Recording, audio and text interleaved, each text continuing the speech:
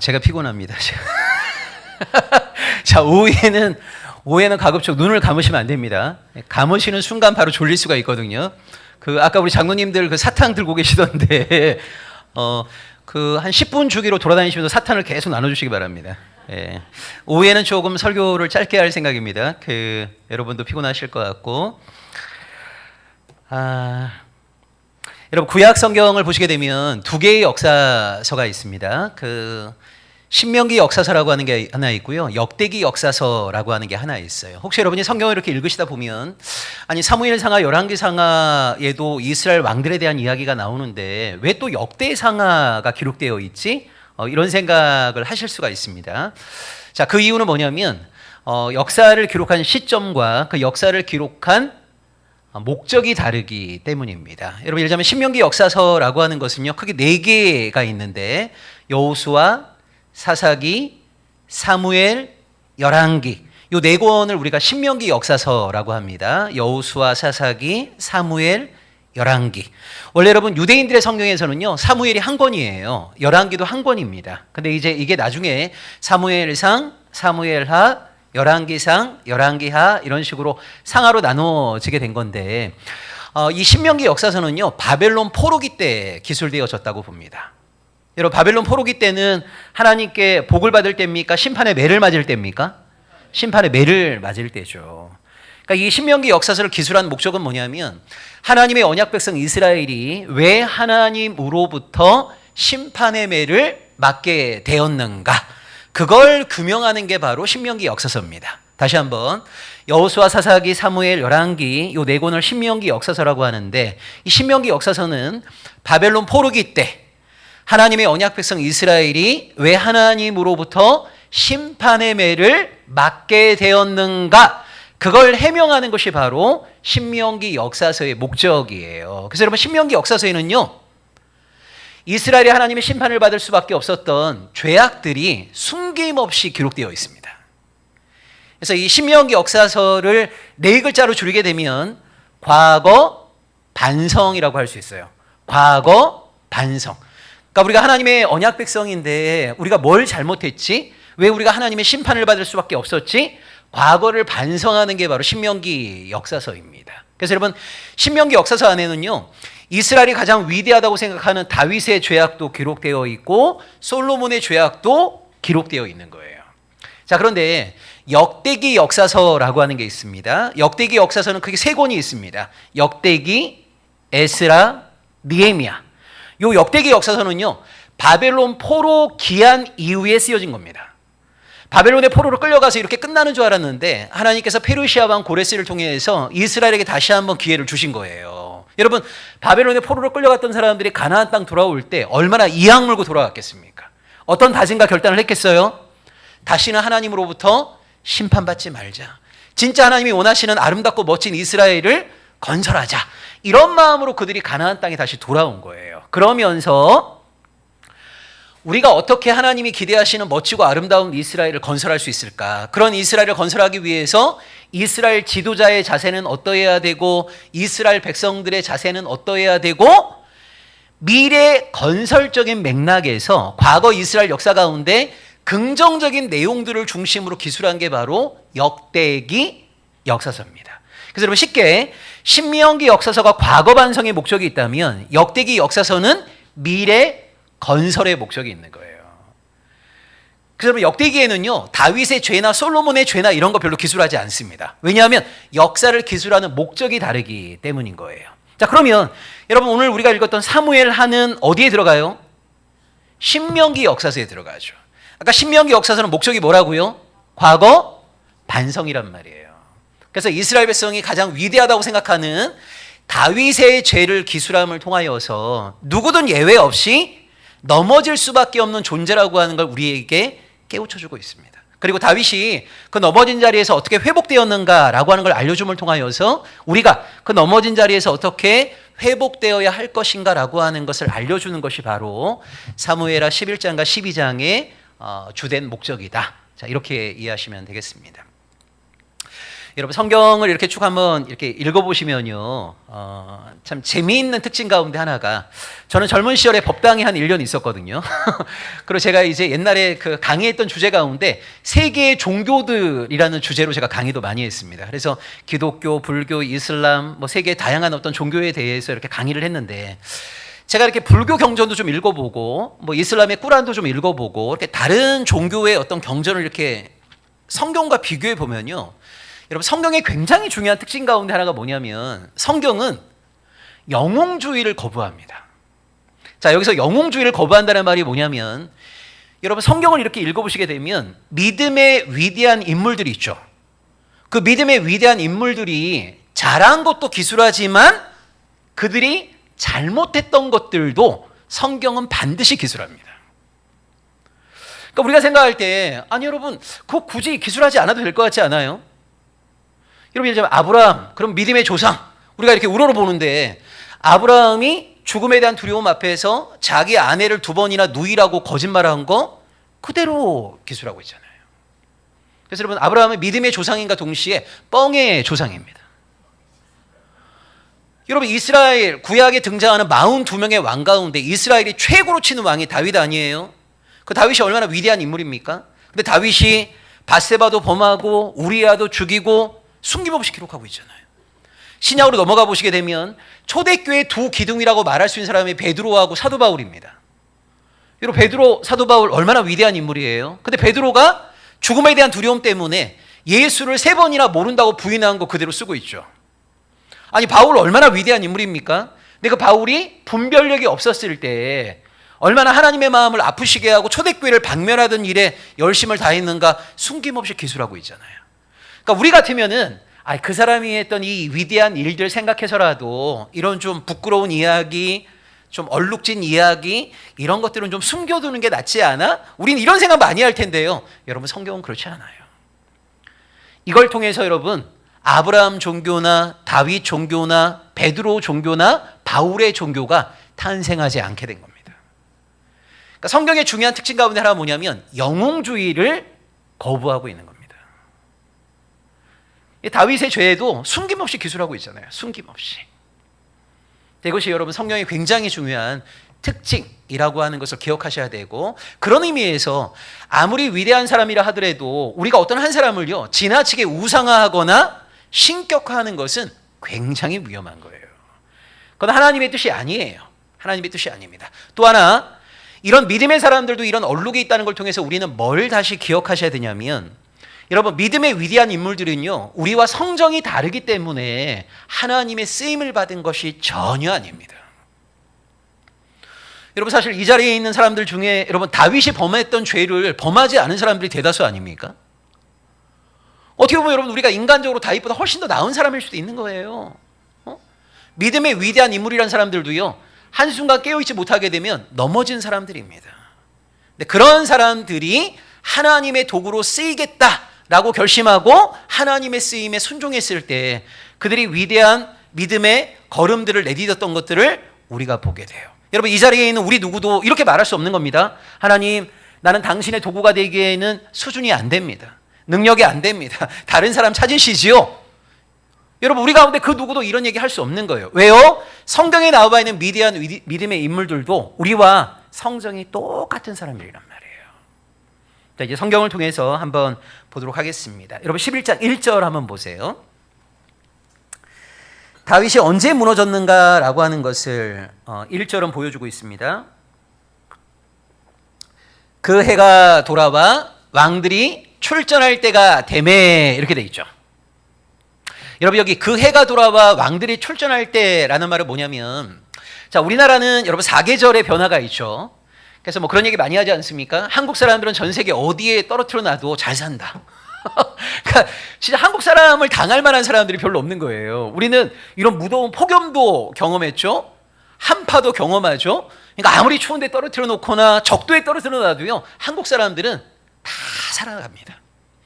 근데 여러분 이스라엘은 사계절이 없어요. 이스라엘은 건기하고 우기로 나뉘거든요. 건기하고 우기로 나뉘는데 지금은 이스라엘이 건기입니다. 10월 중순부터 3월 중순까지가 비가 내리는 우기고요. 3월 중순부터 10월 중순까지는 비가 전혀 내리지 않는 건기입니다. 건기. 자, 그러면 여러분 보세요. 막 군인들이 열심히 이렇게 전쟁하다가 우기가 시작되잖아요. 전쟁을 멈출 수밖에 없습니다. 그러니까 요즘하고 달라요, 여러분. 고대 사회는요, 한참 전쟁하는데 비가 쏟아지면 어떻게 돼요? 마차가 무용지물이란 말이에요. 아니, 비가 쏟아지는데 불 화살을 쏴봤자 날아가면서 다 불 꺼진단 말이에요. 그래서 어쩔 수 없이 우기가 시작되면 전쟁 중에서라도 휴전이 될 수밖에 없는 거예요. 그럼 여러분, 열심히 막 전쟁하던 병사들 입장에서 갑자기 비가 내리는 것 때문에 전쟁이 멈추게 되면 얼마나 낙담이 돼요. 자, 그러다가 건기가 시작될 때 왕이 군대를 이끌고 전쟁터에 나가는 것을 왕들의 출전할 때라고 말하는 거예요. 이때 여러분, 왕은요, 의무적으로 반드시 나가야 됩니다. 반드시. 그러니까 우기 때 멈췄던 전쟁이 건기가 시작되면 다시 시작이 되는 건데, 이때 왕은 모든 군대를 이끌고 반드시 전쟁터로 나가야 되는 거예요. 이걸 뭐라고 얘기하냐면 왕들이 출전할 때, 이렇게 얘기합니다. 그럼 여러분, 이 당시 이스라엘의 왕이 다윗이니까 왕들이 출전할 때 다윗이 나가야 돼요, 말아야 돼요? 반드시 나가야 되죠. 근데 다윗이 나갔습니까, 안 나갔습니까? 안 나간단 말이에요. 그러니까 반드시 해야 될 의무 조항인데도 다윗은 전쟁터에 나가지 않습니다. 그 우리가 상상해 볼 수 있겠죠. 아니, 꼭 나가야 되는데 왜 다윗은 나가지 않았을까? 왜 다윗이 나가지 않았을 거라고 생각하세요? 제가 볼 때 한 두 가지 이유를 우리가 생각해 볼 수 있을 것 같습니다. 첫 번째는, 나 여태까지 나갈 만큼 나갔다. 그러니까 할 만큼 했다는 거죠. 할 만큼 했기 때문에 이제 나 좀 쉬어도 아무 문제 없어 라고 생각했을지 모르고요. 또 두 번째는 굳이 내가 나가지 않아도 얼마든지 이길 수 있다라고 생각했을지도 몰라요. 여러분 잘 보셔야 됩니다. 신앙인들 중에서도요, 신앙생활 30년, 40년, 50년 이렇게 하신 분들이 보면 나 여태까지 할 만큼 했다라고 생각하는 분들이 꽤 많습니다. 이걸 우리가 네 글자로 영적 자만이라고 말할 수 있는데, 이렇게 영적으로 자만에 빠지게 될 때 시험이 우리를 집어삼킵니다. 나는 할 만큼 했어. 굳이 내가 하지 않아도 돼. 라고 생각되는 순간 사탄이 우리를 절대 가만 놔두지 않거든요. 그때 무너지는 경우들이 굉장히 많습니다. 어쨌든 여러분, 중요한 것이 다윗이 언제 무너졌냐면요, 반드시 나가야 되는 왕들이 출전할 때 다윗이 나가지 않았어요. 다른 모든 군인들은 다 내보냈어요. 근데 다윗은 왕궁에 그대로 머물러 있습니다. 영적 자만과 나태에 빠져 있는 거죠. 그런 영적 자만과 나태에 빠진 다윗이 어떤 삶을 살았는가가 2절에 나옵니다. 여러분 2절을 보시면 영적 자만과 나태에 빠진 다윗이 어떤 삶을 살고 있어요? 저녁 때에 다윗이 그의 침상에서 일어났다. 여러분 보통 침상에서 언제 일어나야 되는 거죠? 원래 아침에 일어나야죠. 근데 저녁 때에 침상에서 일어났다는 말은 무슨 말이에요? 다윗이 뭐 했다는 겁니까? 오후 내내 주무셨다는 거죠. 원래 여러분 저녁 때에 이제 잠자리에 들어야 되는 건데 다윗은 저녁 때에 일어난 거예요. 오후 내내 낮잠 주무신 거예요. 얼마나 영적 자만과 나태에 빠졌을 때 다윗의 삶이 정말 무방비 상태로 흘러가고 있는가라고 하는 것을 알 수가 있어요. 근데 여러분 참 재미있는 것이요, 낮잠을 이렇게 자보신 분들 아시지만 낮잠 푹 자고 나서 저녁에 침상에서 일어나면 육체적 에너지가 굉장히 충만하거든요. 근데 지금 다윗과 놀 사람이 없습니다. 왜냐하면 모든 사람들이 전쟁터로 다 갔기 때문에. 근데 이렇게 영적인 자만과 나태에 빠져서 정말 게으른 삶을 살았던 다윗에게는 치명적인 장점이 하나 있었어요. 그것이 뭐냐면 시력이 너무 좋았어요. 여러분 낮잠을 푹 자고 일어났는데 이 시력 좋은 다윗에게 누가 딱 포착이 된 겁니까? 목욕하던 여인 밧세바가 딱 보였단 말이에요. 밧세바가. 여러분 그러면 보세요. 보통 정상적인 남성이라면요, 목욕하는 여인을 보고 음욕이 생길 수 있죠. 혹시 여러분 여기 계신 남성들 분들 중에 이런 생각하시는 분들 있으면 잘 생각하셔야 됩니다. 나는 목욕하는 여인을 보고도 전혀 음욕이 생기지 않는다. 이거는 거룩한 것이 아니라 어딘가 지금 병들은 거예요. 병든 거. 여러분, 대부분의 남성들은요, 목욕하는 여인을 보면 음욕이 생기는 것은 굉장히 자연스러운 일입니다. 근데 보세요. 보통 사람들은 음욕이 생겼다가 시간이 지나면 자연스럽게 그 욕망이 꺼지게 되어 있어요. 근데 다윗에게는 또 하나의 치명적인 장점이 있었는데, 그게 뭐냐면 그 여인을 자기 침실로 불러들일 수 있는 권력이 있었단 말이에요. 이게 무서운 거죠. 그러니까 보통 사람은 욕망만 하다가 끝나는데요. 여러분, 권력과 돈이 있는 사람은요, 보통 사람들이 욕망하는 것을 현실로 만들어낼 수 있는 힘이 있습니다. 그러니까 그 여인을 자기 침실로 불러들였단 말이에요. 이건 권력의 힘인 거죠. 돈의 힘인 거죠. 그래서 여러분 보시면 내가 권력이 없고 돈이 없을 때부터 정말 치열하게 훈련하지 않으면요, 내가 권력이 없고 돈이 없을 때 하지 못했던 것을 권력과 돈이 생겼을 때 그 유혹에 끊임없이 넘어지는 사람들이 굉장히 많아요. 그러니까 어떤 사람들이 보면 나는 평생 큰 죄 안 저지르고 살았다라고 할 때 그 사람이 뭔가 신앙 안에서도 민감하기 때문에 깨어있기 때문에 큰 죄를 안 저지르고 산 것일 수도 있지만, 때로는 권력이 없고 돈이 없었기 때문에 큰 죄를 저지를 일이 없었을 수도 있는 거예요. 그래서 아무것도 가진 것 없을 때부터 내가 설령 권력이 있고 돈이 있다 하더라도 그러한 유혹에 넘어지지 않을 수 있을 만큼 스스로를 치고 훈련하는 게 굉장히 중요하단 말이에요. 자, 영적 자만과 나태에 빠졌던 다윗은 생활 자체가 굉장히 왜곡되어졌습니다. 그리고 그런 다윗에게 좋은 시력이 있었고 권력이 있었어요. 그래서 목욕하던 여인 밧세바를 자기 침실로 불러들였습니다. 그리고 7계명을 범하게 되죠. 여러분 보세요.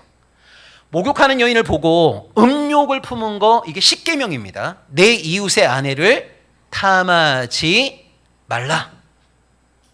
다윗은 거기서 멈추질 못했어요. 자기가 갖고 있는 권력의 힘으로 그 여인을 자기 침실로 불러들였습니다. 그리고 7계명, 간음하지 말라라고 하는 7계명을 또 범하게 됐죠. 여러분, 나중에 우리가 알고 있는 것처럼 밧세바를 범했던 이 죄를 은폐하기 위해서 다윗은 결국 어떻게 됩니까? 우리아를 죽여버리죠.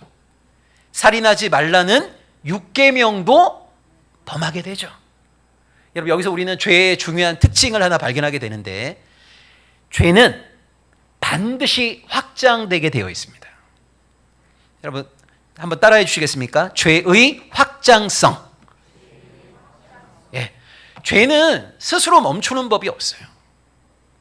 여러분, 처음에는 사람이 죄를 범합니다. 그런데요, 자기가 멈추지 않는 이상 죄는 우리를 질질 끌고 다니면서 내가 생각하지 못했던 곳으로 나를 계속 인도합니다. 그러니까 처음에는 내가 죄를 범했는데요, 나중에는 죄가 우리를 질질 끌고 다니면서 내가 상상도 하지 못했던 행위를 하게 만들어요. 이걸 우리는 뭐라고 얘기하냐면 죄의 확장성이라고 얘기해요. 여러분, 다윗이 목욕하던 밧세바를 처음 봤을 때 이런 생각 했겠습니까? 이러다가 내가 우리아 죽이는 거 아니야? 이런 생각을 했겠어요? 상상도 하지 못했을 겁니다. 근데 결국 내 이웃의 아내를 탐하지 말라는 10계명에 넘어졌고 7계명에 넘어졌고 또 그 죄를 은폐하기 위해서 살인하지 말라라고 하는 6계명까지 범하게 되잖아요. 이걸 우리는 죄의 확장성이라고 말해요. 그래서 여러분, 이런 죄의 확장성에 우리가 먹이가 되지 않기 위해서는요, 아무리 부끄럽고 수치스럽다 하더라도 내가 무엇을 잘못했다라고 하는 걸 깨닫게 되는 순간 거기서 멈춰야 됩니다. 이게 여러분 굉장히 분명하지만 너무 어려운 일이에요. 왜냐하면 죄의 지배를 받는 사람일수록 자기 죄를 숨기려고 합니다. 은폐하려고 합니다. 근데 죄를 숨기고 은폐하려고 하다 보면 또 뭐가 필요해요? 또 하나의 죄가 필요하단 말이에요. 그래서 아무리 수치스럽고 아무리 부끄러운 것이라 하더라도 내 잘못과 내 죄가 드러나는 순간 거기서 멈춰야 돼요. 이게 여러분 어떻게 보면 신앙인의 용기라고 할 수 있습니다. 제가 잘못했습니다. 제가 넘어졌습니다. 거기서 고백하고 멈추는 것이 너무너무 중요해요.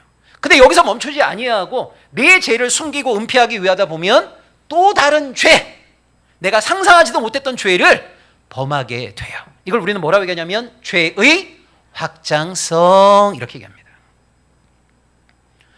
결국 다윗은 그 죄의 확장성에 넘어지게 되거든요. 자, 밧세바를 범했는데 얼마 안 있다가 밧세바가 임신했다는 이야기를 듣게 됩니다. 여러분이 만약 다윗이라면 얼마나 이때 머리가 아팠겠습니까? 아니, 밧세바가 임신했대요. 문제가 벌어진 거잖아요. 이 문제를 어떻게 해결하지? 얼마나 머리를 싸맸겠습니까? 다윗 홀로 생각했는지 아니면 참모들과 함께 논의를 했는지 모르지만요, 밧세바가 임신했다는 사실을 해결하기 위해서 다윗이 머리를 싸대다가 다윗이 생각해낸 게 하나 있어요. 그게 뭐냐면 우리아에게 특별 휴가를 주는 겁니다. 그러니까 전쟁터에 있는 우리아에게 특별 휴가를 줘서 우리아가 밧세바와 하룻밤 잠자리를 갖게 만들고, 그래서 밧세바가 임신한 아이를 우리아의 아이인 것처럼 위장하려고 한 거, 이게 이제 다윗의 머리에서 나온 지혜예요, 지혜. 여러분, 이거를요 세상의 지혜라고 말합니다. 세상의 지혜. 자, 지혜는 두 가지가 있습니다. 성경이 말하는 진짜 지혜, 참 지혜가 있고요, 세상이 말하는 지혜라는 게 있습니다. 여러분, 성경은 뭐를 지혜라고 하죠? 여호와를 경외하는 것이 지혜의 근본이다. 여러분, 근본이란 말은 뭐냐면 출발, 시작이라는 말이에요. 그러니까 성경이 말하는 진짜 지혜는요, 하나님을 경외함으로 내가 행하는 것, 하나님을 경외하는 마음으로 내가 선택하는 것, 하나님을 경외하는 마음으로 살아내는 것, 이걸 성경은 지혜라고 말해요. 여러분, 밧세바가 임신했다는 이야기를 듣고 다윗이 진짜 하나님을 경외했다면 어떻게 해야 되는 겁니까? 자기의 죄를 인정해야죠. 그것이 하나님을 경외하는 자의 모습인 거죠. 근데 다윗은요, 하나님을 경외하기보다는 자기가 잘못했던 것을 은폐하는 것을 선택합니다. 그리고 머리에서 짜낸 것이 우리아에게 특별 휴가를 주자. 그래서 밧세바의 아이가 우리아의 아이인 것처럼 속이자. 이게 다윗의 머리에서 나온 세상적인 지혜예요. 그래서 여러분, 우리아에게 특별 휴가를 줬습니다. 근데 여러분, 다윗이 지금 마음이 얼마나 조급합니까? 여러분, 우리아에게 특별 휴가를 준 목적이 뭐예요? 빨리 밧세바하고 잠자리 갖게 만드는 거거든요. 이때 마음이 너무 조급했던 다윗이요, 우리아를 왕궁으로 초대합니다. 그리고 왕과 1대1의 만찬을 하게 만들어요.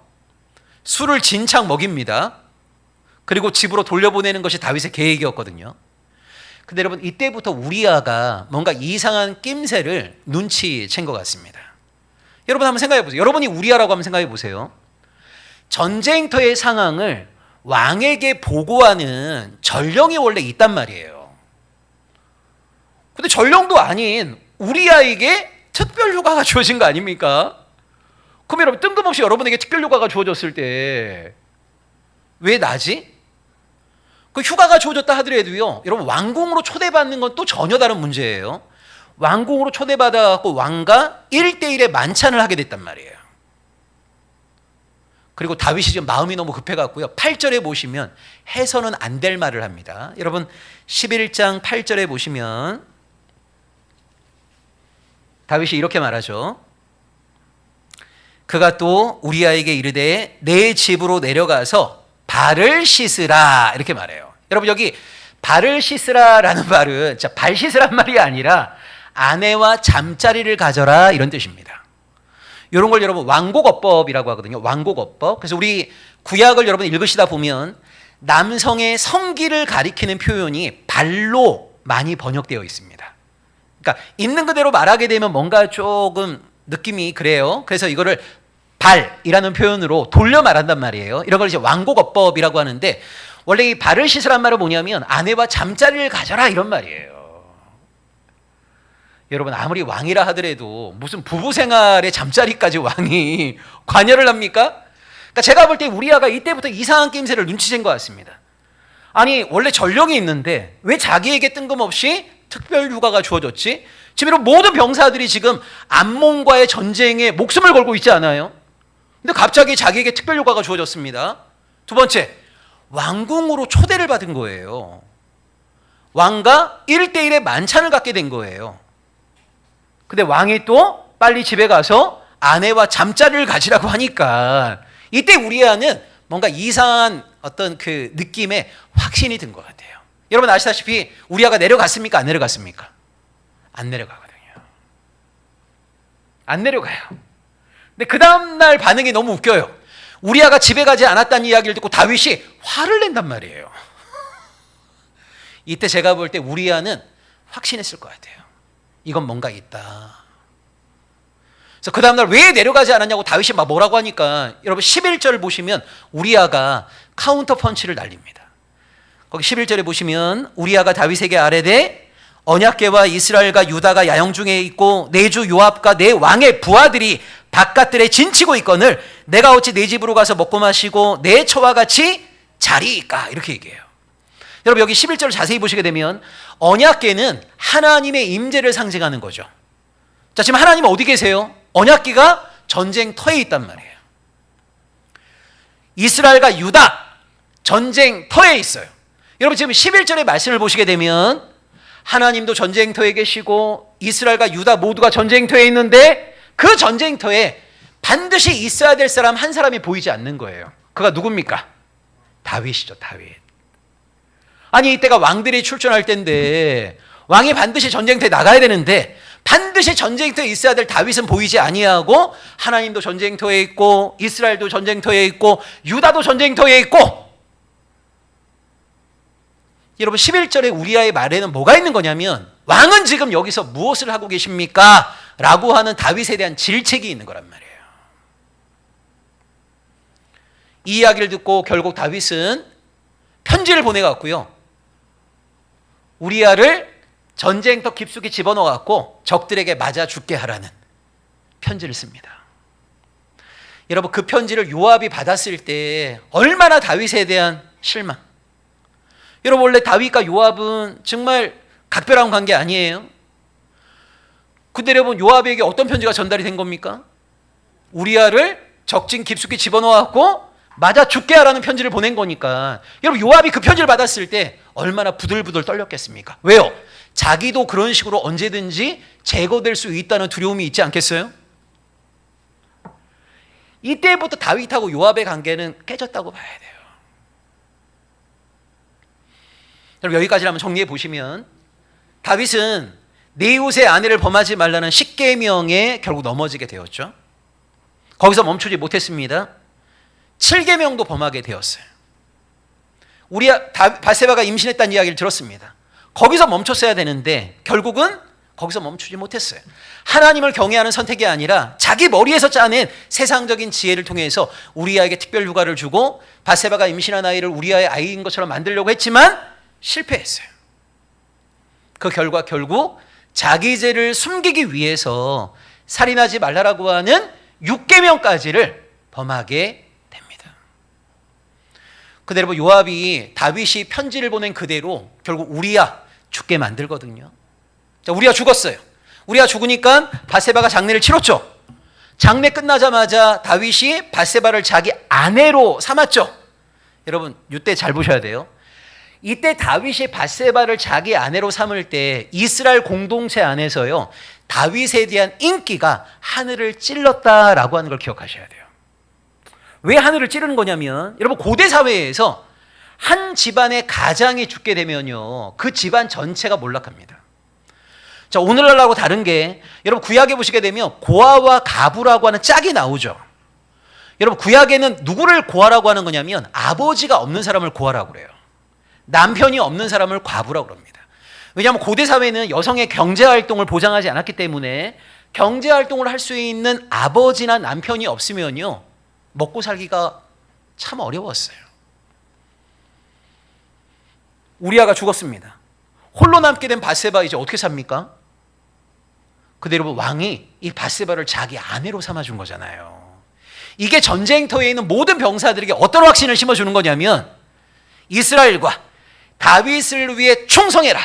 그 충성하는 과정 속에서 죽음을 다한다 하더라도 다윗이 남아있는 모든 가족들을 다 책임져 준다라고 하는 확신을 심어주는 거란 말이에요. 그러니까 사실은 다윗은 자기 죄를 은폐하기 위해서 그렇게 한 거지만 결과적으로는요 우리아가 죽고 나서 다윗이 바세바를 아내로 선택함을 통하여서 이스라엘 공동체 전체에게 정말 다윗은 우리가 믿고 의지할 만한 왕이다.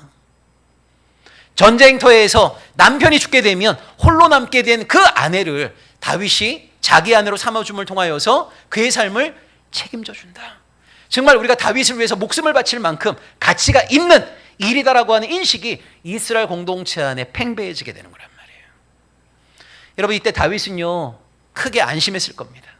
이제 바세바는 자기 아내가 되었고, 바세바가 배가 부르고 아이를 출산할 때 모든 사람들이 다윗과 바세바가 결혼한 다음에 아이를 임신하고 출산하는 거 아닐까? 아마 그렇게 생각했을 거예요.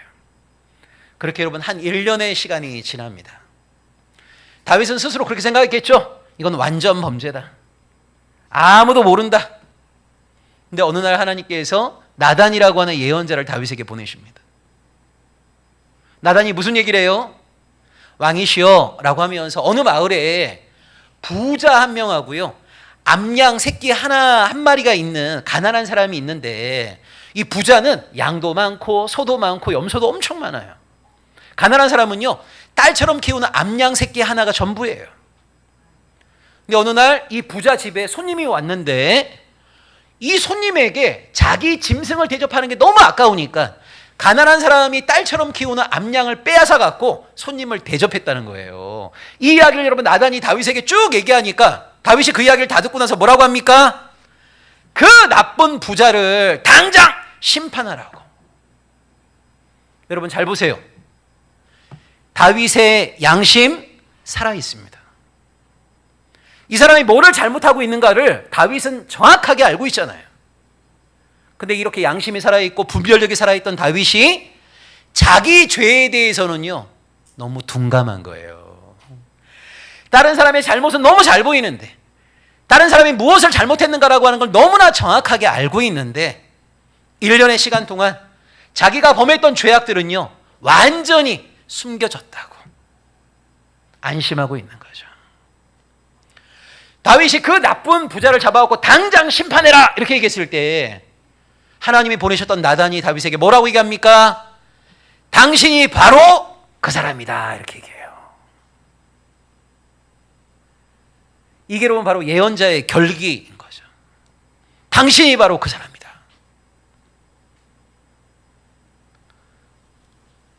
여러분 여기까지 한번 보세요. 다윗? 여러분 지금 이스라엘의 국기를 이렇게 보시게 되면 이걸 다윗의 별이라고 하거든요. 삼각형 뒤집어 놓은 거 이렇게, 이걸 다윗의 별이라고 그래요. 지금도 여러분 이스라엘 사람들 만나갖고요, 역사적 인물 가운데 가장 존경하는 사람이 누굽니까? 그러면 한 80% 이상은 다 다윗을 얘기합니다. 그만큼 이스라엘은 정말 존경받는 인물입니다.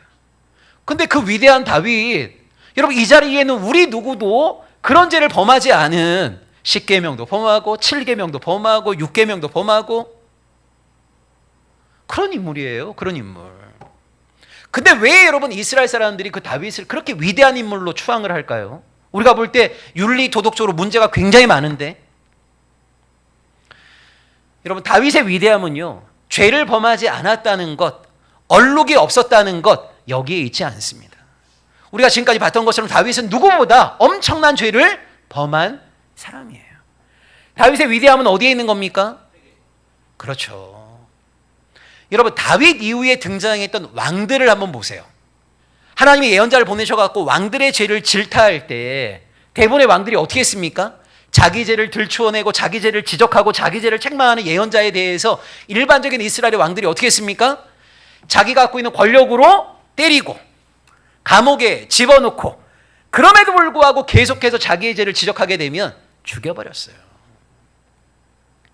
그게 여러분 힘을 가진 사람들이 일반적으로 보이는 모습입니다. 내가 갖고 있는 힘으로 이 사람의 입을 막아버리는 거죠. 다윗은요 권력의 최절정기에서 자기의 죄를 지적하는 나단에 대해서 기꺼이 무릎을 꿇었습니다. 이게 단순히 나단이라는 사람이 나에게 하는 말이 아니라 나단을 통해서 하나님께서 나에게 하시는 말씀으로 다윗은 받아 아는 거예요.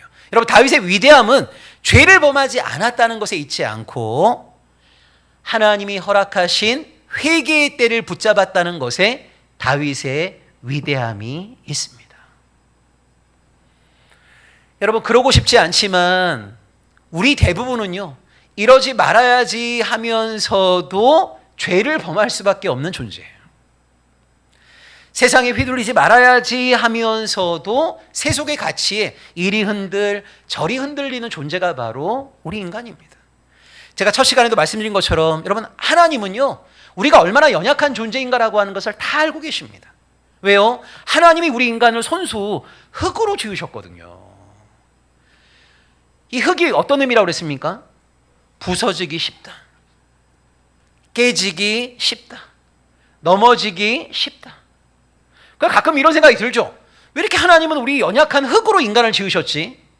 아니 여러분, 강철 같은 걸로 우리를 지으셨으면 절대 우리 꺾이지 않을 텐데, 그죠? 그대로 만약 우리가 강철로 지음받아갖고 절대 꺾이지 않는다면 하나님이 우리 인생에 왜 필요해요? 하나님은 우리를요, 넘어질 수밖에 없는 존재로 지으셨어요. 깨질 수밖에 없는 존재로 지으셨어요.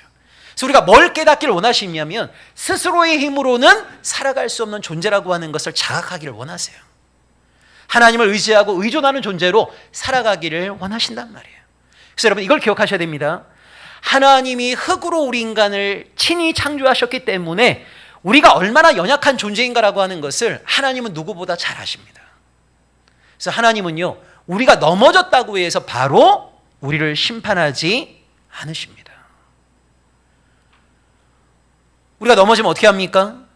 일어날 수 있는 무수하게 많은 기회를 허락하시죠. 이걸 성경은 뭐라고 얘기합니까? 우리 하나님은 인자와 자비와 긍휼이 많으시다. 우리 하나님은 오래 참으신다. 이렇게 얘기해요. 여러분, 죄를 범해서 심판을 받는 게 아닙니다. 우리가 죄를 범하게 되면 돌이킬 수 있는 무수하게 많은 기회를 하나님은 허락하신단 말이에요. 언제 심판을 받는 겁니까?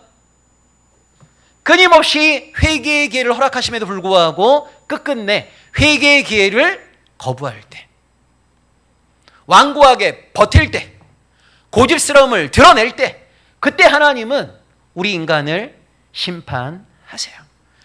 다윗의 위대함은요, 죄를 범하지 않았다거나 얼룩이 없었다는 것에 있지 않습니다. 다윗은 누구보다 큰 죄를 범한 사람이에요. 그런데 회개의 기회를 하나님께서 허락하실 때 기꺼이 그 회개의 기회를 붙잡았다는 것에 다윗의 위대함이 있습니다. 여러분, 오늘날 한국 교회는요, 정말 한국 사회로부터 교회 안에 그동안 꽁꽁 숨겨놨던 온갖 치부들이요, 지금 다 폭로되어 버렸습니다. 여러분 아시다시피 지금 하나님은 믿지만 교회 생활을 하지 않는 분들이 300만 명이 있습니다. 이런 사람들을 우리가 가난한 신자라고 하죠. 신앙의 여정 속에서 교회답지 못한 교회, 목사답지 못한 목사, 장로답지 못한 장로, 권사답지 못한 권사, 성도답지 못한 성도들과의 만남을 통해 갖고 마음의 상처를 입고 실족하고 떠돌아다니는 유리방황하는 영혼이 300만 명이 있어요. 여러분, 이걸 기억하셔야 돼요. 인류 역사에 등장했던 무신론자들, 볼테르, 니체, 칼막스, 여러분 이런 사람들이 태어났을 때부터 무신론자가 전혀 아닙니다. 여러분 볼테르, 니체, 마르크스 이런 사람들이요, 어렸을 때 교회 열심히 다녔던 사람들이에요. 근데 왜 이 사람들이 무신론자가 되었는가?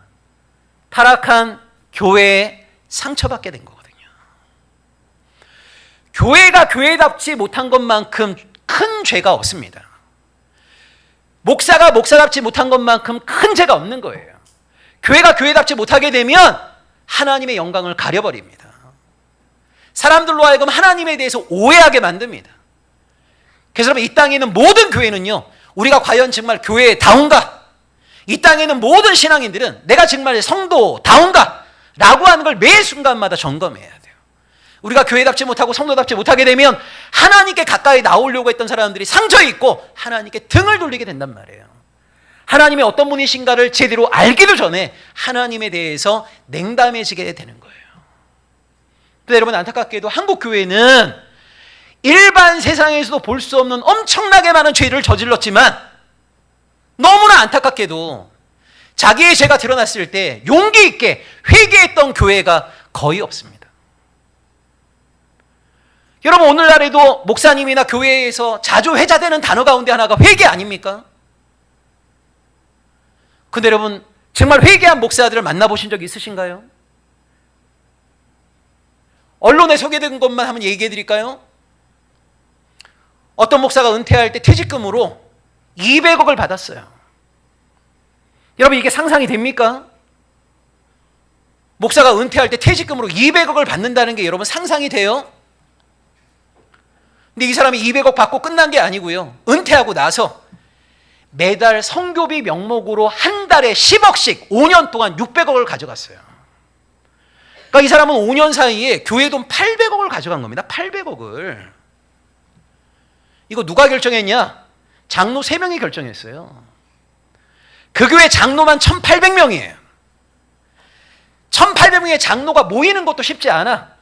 그러니까 여러분 교회에 계속 위원회 만들어갖고 그 어마어마한 결정을 장로 3명이 목사에게 퇴직금 200억 주고 한 달에 10억씩 5년 동안 600억 주고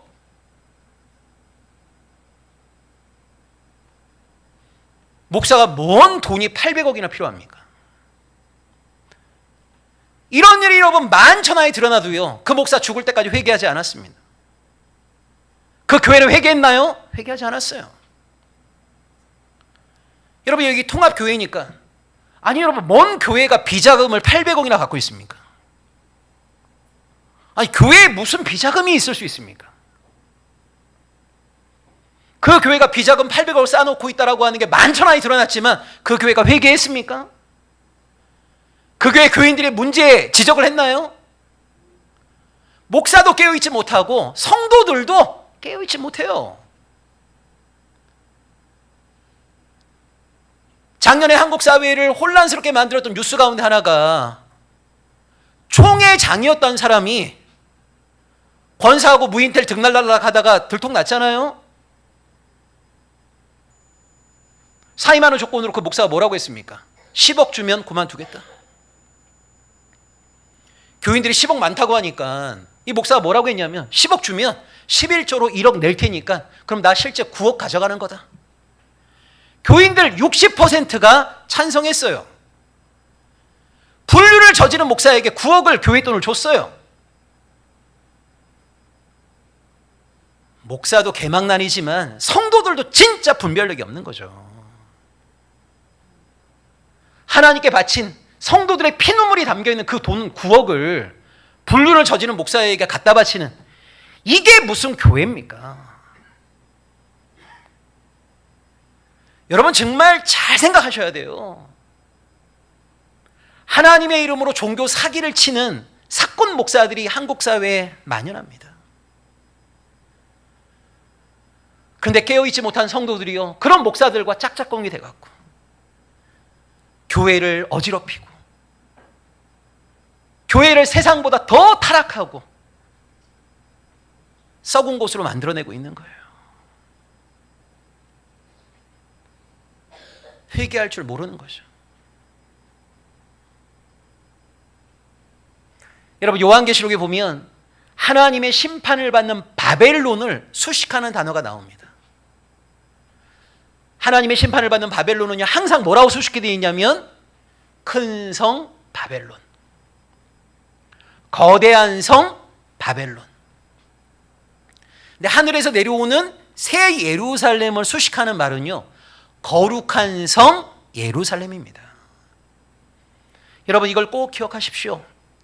하나님께서는 이 땅 교회를 향해서 큰 교회가 되라고 요청하신 적 한 번도 없습니다. 거대한 교회가 되라고 요청하신 적 한 번도 없습니다.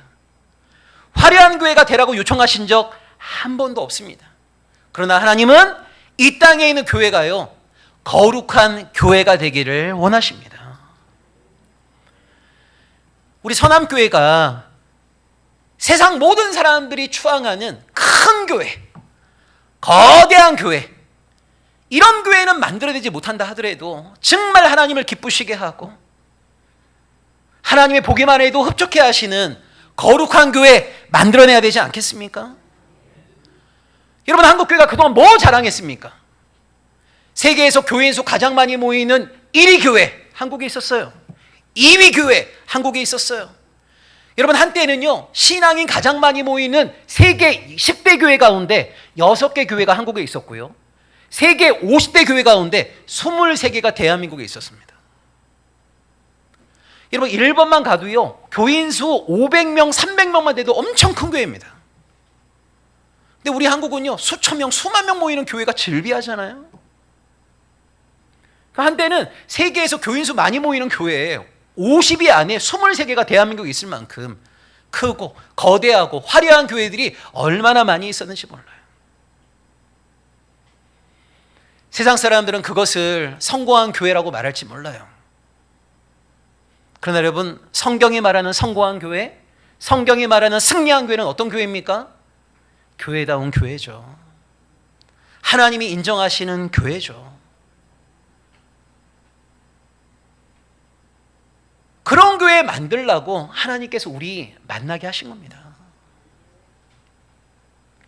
여러분, 한국교회는 찬양 뜨겁게 하고 기도 열심히 하고 예배 잘 드리면 그동안 좋은 신앙인이라고 칭찬 많이 해줬어요. 제가 마지막으로 이 얘기를 꼭 드리고 싶습니다. 여러분, 우리가 하나님께 찬양을 드리고 기도하고 예배를 잘 드리면 우리 하나님 굉장히 기뻐하실 것 같죠? 여러분, 그렇지 않습니다. 여러분, 이사야부터 말라기까지를 우리가 예언서라고 하는데요. 여러분이 구약 예언서를 읽어보시게 되면 하나님께서 예언자를 통해서 이스라엘을 책망하실 때 한 번도 이런 걸로 책망하지 않으세요. 너희 왜 요새 예배 잘 안 드리냐? 너희 요새 왜 이렇게 기도가 짧아? 요새 왜 이렇게 찬양이 시원치 않아? 이런 걸로 하나님께서 이스라엘을 책망하신 적은 한 번도 없습니다. 여러분, 너무 놀랍게도요, 예언자를 통해서 하나님께서 이스라엘을 책망하실 때 이스라엘은요, 과유불급이라고 할 정도로 예배를 자주 드렸습니다. 얼마나 찬양이 뜨거웠는지 몰라요. 기도를 얼마나 많이 했는지 몰라요. 근데 하나님께서 예언자를 통해서 뭐라고 말씀하시냐면, 너희가 백날 나에게 제사를 지내겠다고 성전을 들락날락 해봤자 나를 만나는 게 아니라 성전의 마당만 밟을 뿐이다. 너희가 아무리 손을 들고 기도한다 하더라도 나는 너희의 기도 듣지 않는다. 이유가 뭐예요? 너희의 손에 피가 묻어있기 때문이다. 손에 피가 묻어있다는 말은요, 이웃에게 함부로 한다는 거예요. 이웃에게 함부로 하는 자의 기도를 우리 하나님은 듣지 않으십니다. 너희가 아무리 화려한 찬양을 부른다 하더라도 너희의 찬양은 나에게 소음에 불과하다. 이렇게 말씀하세요. 여러분, 이걸 기억하셔야 됩니다. 우리의 찬양이 정말 하나님께 기쁨이 되려면요, 누가 부르는 찬양인가? 이게 중요합니다. 어떤 자들의 예배가 하나님께 기쁨이 되는 거냐면 정직한 자들의 예배가 하나님께 기쁨이 돼요. 진실한 자들의 찬양이 하나님께 기쁨이 됩니다. 그런데 이웃에게 함부로 하고 입만 열었다 하면 거짓말하고 자기보다 조금 가진 것 없고 배운 거 없다고 해서 사람들 무시하고 자기밖에 모르는 이기적인 사람이 하나님 앞에 나와서 찬양을 하면요, 우리 하나님은 그것을 부끄러워하세요. 여러분, 빌리 그레함이라는 목사님 아시죠? 미국의 영적 아버지라고 하는 빌리 그레함이라고 하는 목사님이 계세요. 이분이 여러분 세계 기네스 기록이 있어요. 그게 뭐냐면 살아생전에 가장 많은 부흥회를 인도한 목사입니다. 빌리 그레함이.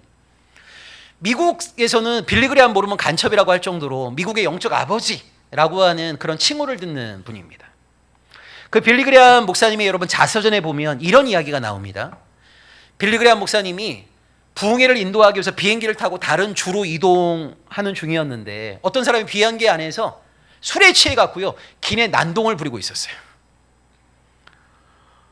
근데 이 사람이 친구랑 함께 여행 중이었는데 막 술에 취해 갖고 난동을 부리는데 친구가 이걸 막다가 친구가 저 뒤에 앉아 계신 빌리 그레함 목사를 보게 된 거예요.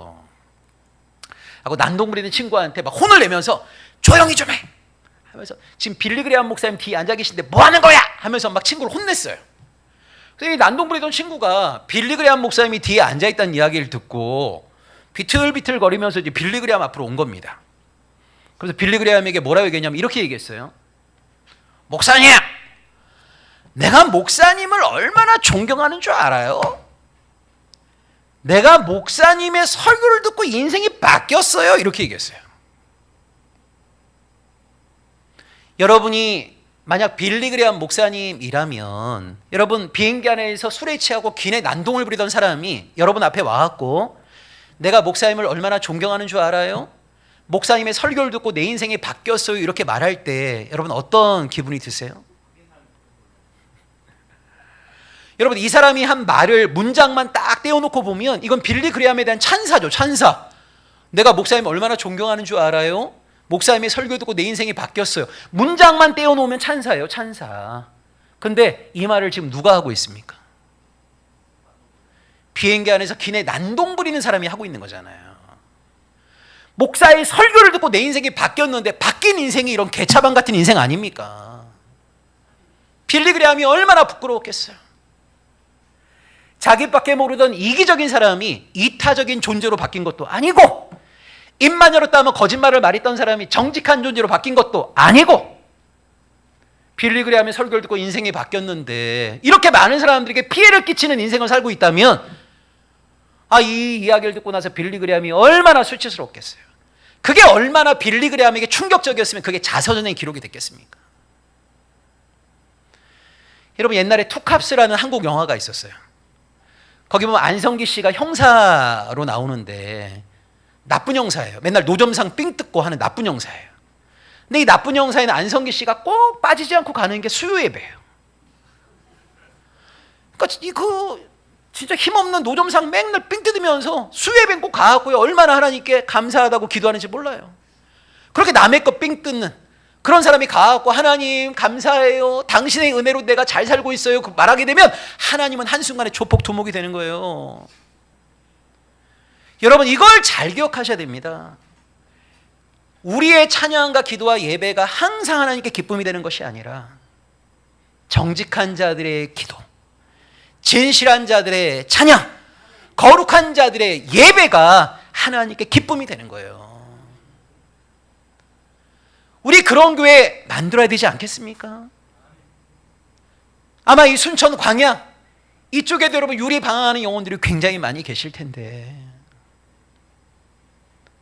교회다운 교회를 만나고 싶고, 목사다운 목사를 만나고 싶고, 중직자다운 중직자들을 만나고 싶고, 성도다운 성도를 만나고 싶어하는 무수하게 많은 사람들에게 서남교회 가보라고, 거기 박 목사님을 만나보고, 거기 장로님들을 만나보고, 권사님들 만나보고, 성도들을 만나보라고, 기꺼이 그런 이야기를 할 수 있는 정말 하나님의 마음을 기쁘시게 하는 더운 여름날의 생수와 같은 그런 아름답고 멋진 교회 꼭 만들어내실 수 있기를 주의 이름으로 축원합니다. 마지막으로 여러분, 느헤미야 5장 한번 보고 마무리하도록 하겠습니다. 느헤미야 5장.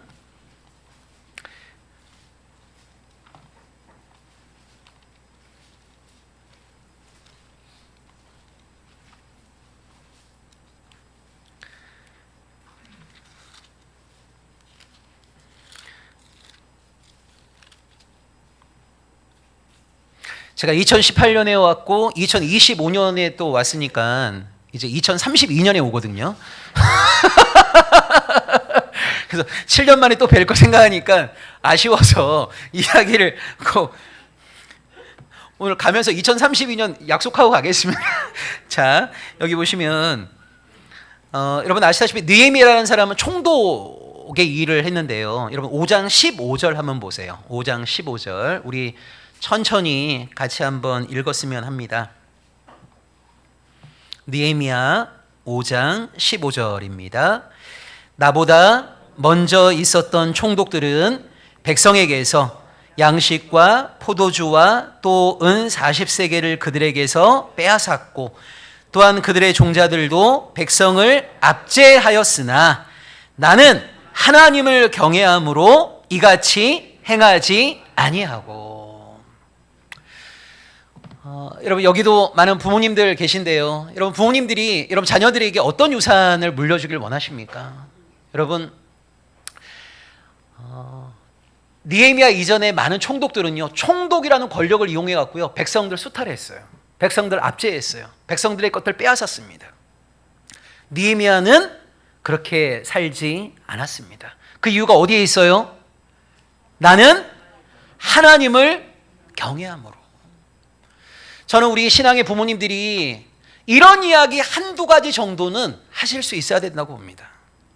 세상 모든 사람들이 이 길을 걸어간다 하더라도 나는 하나님을 경외함으로 엄마와 아빠는 이런 삶을 살았다. 그 모든 순간의 사람들이 이렇게 선택했지만 엄마 아빠는 하나님을 경외함으로 이같이 행하지 아니하고 이렇게 행했다라는 신앙의 유산 한두 가지 남길 수 있는 우리의 삶이 되기를 간절히 소망합니다. 기도하겠습니다. 하나님, 넘어질 수밖에 없는 연약한 존재이지만 하나님께서 우리에게 돌이킬 수 있는 기회를 주실 때 과감하게 회개의 때를 붙잡는 주의 백성이 되기를 소망합니다. 한국교회가 몰락하는 듯 보이는 이 시대 속에서도 하나님께서는 한국교회를 새롭게 할 그루터기 교회, 남은 자들을 세우심을 믿습니다. 우리 선한교회가 그루터기 교회가 되게 하시고 남은 자들이 되게 하시고 무엇보다 육신의 자녀들에게 하나님을 경외하는 엄마와 아빠의 삶에 대한 이야기를 한두 가지 남길 수 있는 아름답고 멋진 신앙인들로서 더욱더 아름다운 걸음 내디딜 수 있도록 성령 하나님 우리의 일거수 일투족을 주관하여 주옵소서. 예수 그리스도의 이름으로 기도합니다. 아멘.